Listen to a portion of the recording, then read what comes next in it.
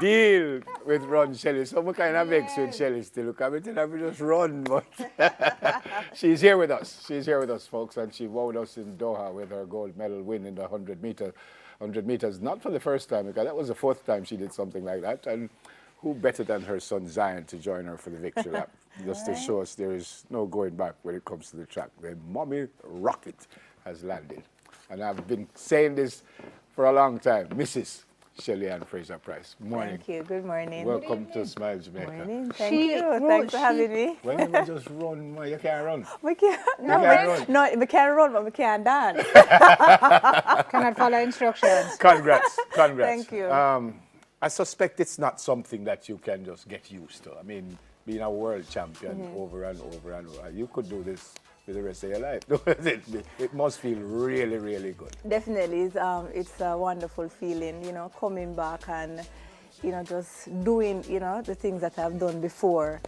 And for me, it's a lot of patience and a lot of hard work that went into that run, you know, and that year, this year actually. Yeah. So I remember saying when you were hurt, and I think you came second or third. Third. And I said on air, to me, that was your greatest performance because of the injury. You didn't Yes, win the gold, yes, but correct. to even get there and come third. Yes, But how you rate this last 1 year? So you're correct. You know, 2016 was a challenging year in terms of my injury, and being able to, you know, just rise above it and do what I needed to do on the day was a special medal for me. Because for a lot of people, you know, they have challenges or you have things that come up, obstacles. Instead of facing them, we run away. And for me, I knew that injuries were a part of the sport, and it was unfortunate the timing of it. But there was nothing I could do at the time. So instead, you know, I just decided to give everything that I could give, you know, and I got a bronze medal for that. And it was, up until that moment, was my greatest, you know, achievement because of what it meant for me. Yeah. But then, lo and behold, you know, Zion came after that year, and it was a challenge, you know. I was worrying and wondering, you know, if things would ever go back to what it used to be. And those were fears and concerns that I had as an athlete, because that is what I do. I run, you know, and I'm 32, and those things kind of played on me. But at the end of the day, I'm God-fearing, and I believe that, you know, the plans and the promises of God are sure. Yeah. And if I hold on to those things and I continue to put in the work, then I'll get the reward. Did you think, though? Did you think? Yes. Did you think that after Mommy and thing that you really could get back there and do what you did? Let me be honest. For the first couple of months when I started back practice, I remember I actually had a C-section. So it was a delayed moment in terms of my weightlifting and stuff like that. And I had to run with a band around my stomach for training. And I remember the first time I got on the field and I was running, and I felt like, Lord, I feel like I'm running, like I feel like waterish, like I feel jello-ish, you know? And I was taking my time, and I said, boy, I remember I was doing long planks. And I said, Jesus, I can't manage. So there are days when it was really hard. There are days I left training. I did 2 days out of the week, and then some week I did like 3 days, and then I miss a week. So it was challenging, but for me, I think what made me realize that it was possible was when I ran the 10-9 in London for the Diamond League when Zion was, before Zion was 1 year old. So I was looking at it and I said, yeah, you know, this looks like it's doable.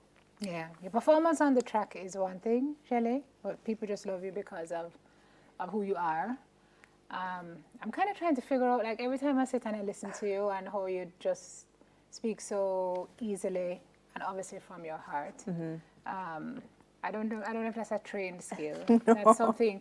But I read here in the 10 Things to Know About Shelly, and we're going to talk to her about the book. You rule under the sign of Capricorn, and you're very shy.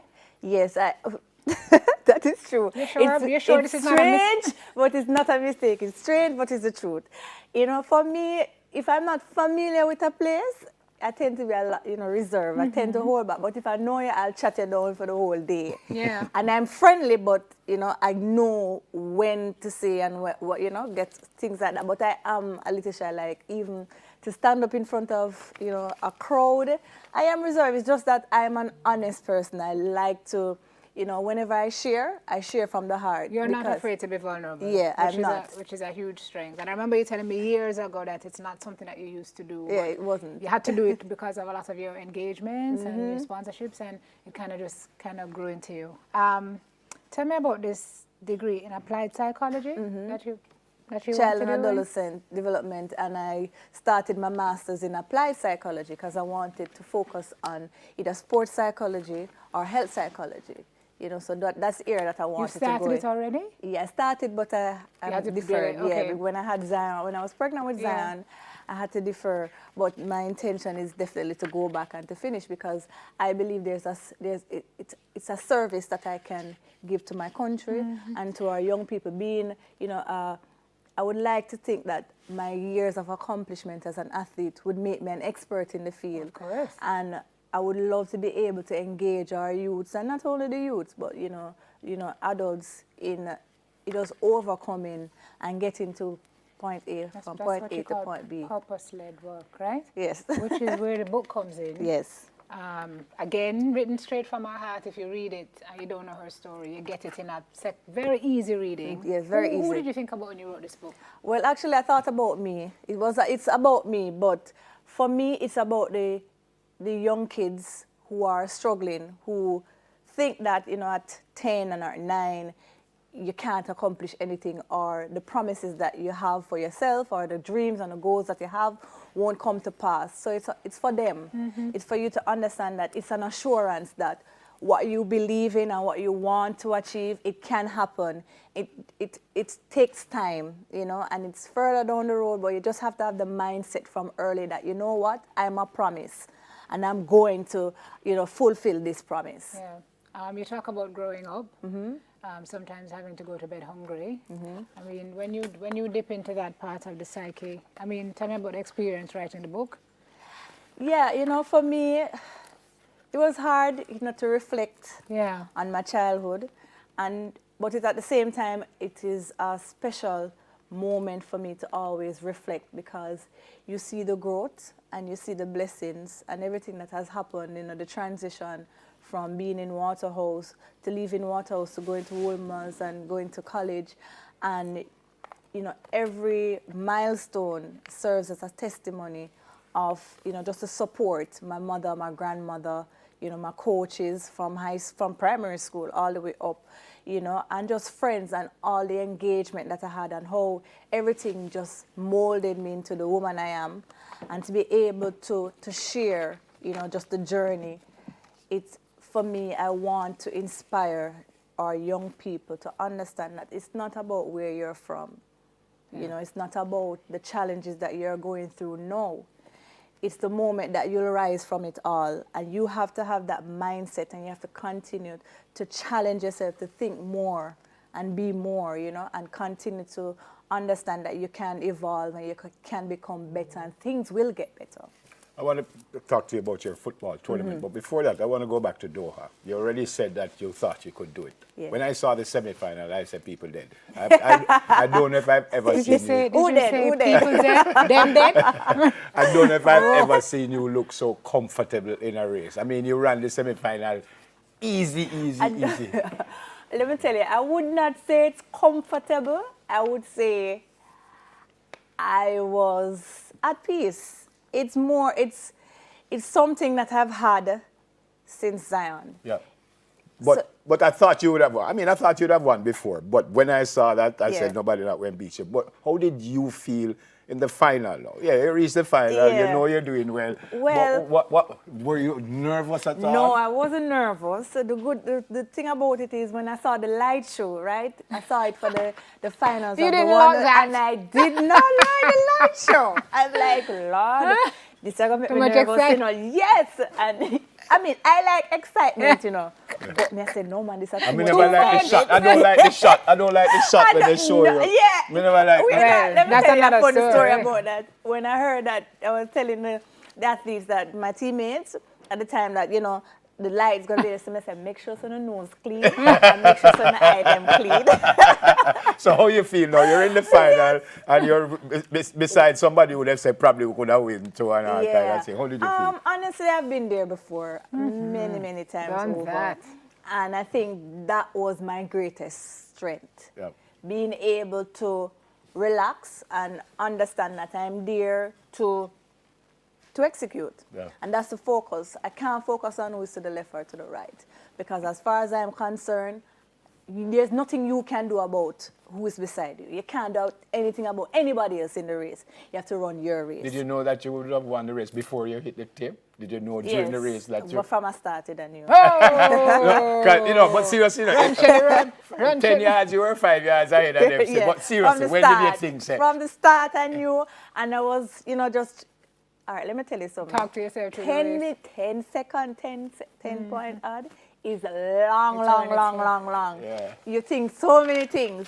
For me, I was more concentrated on getting the technique and making sure that I do what coach tell me to do, and those were the things that was going to my mind. So I remember when I started, and I got out of the blocks and I was running. I was like, all right, then, yeah, man, I feel good. I don't feel nobody to the left. I don't feel nobody to the right. So let's go. Tell me about your football tournament. Sorry, Okay, so yeah, my SFP six-a-side competition is this Saturday, of course, the opening ceremony. It's under the Pocket Rocket Foundation. So it's my Peace Through Sports initiative. It's a way to bring individuals together from the young men at risk together, not just in the community of Waterhouse, but around Waterhouse. And for me, this is my 7th year. I've been grateful to have had my sponsors from day one. And, they continue to support the initiative that I have in Waterhouse. Because let's face it, with Grace Kennedy, Digicel, Nike, and, Toyota and all those, and Water, of course, they are consumers of your product and your services.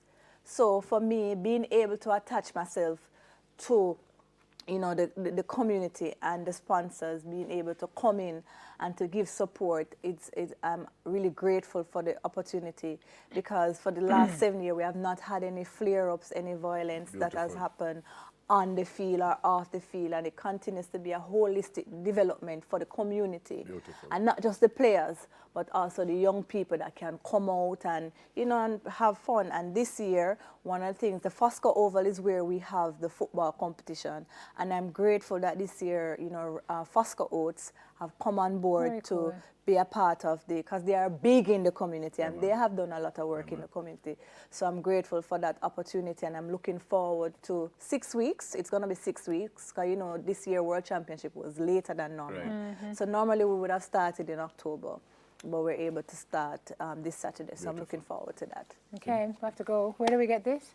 Okay, so tomorrow, Saturday at Sovereign, the Sangsters Bookstore will have the I Am a Promise. I'll be there from 12 to 3 p.m. signing book, so you can come out and you can get the book. The official launch of the book is actually February the 20th, 2020. So we're just able to call a preview. So it's a preview for the Christmas season for all the kids, parents, aunts, uncles, everybody. You can come out and you can get the book. I'll be there signing and also, taking pictures, so you can come and support the book. And all proceeds goes towards the Pocket Rocket Foundation. Excellent. Online, not until not February. Yet. Not until so February 2020. Bus we getting tomorrow? So we get a big bus. All right. You know what happen? Okay. Goal 2020. Goal 2020. Well, the goal for 2020 is to show up, and God's willing, things will fall into place. Which means gold 2020. 2020. Thank you. All right. Great to see you. Congrats. Thank you. Congrats. Thank you.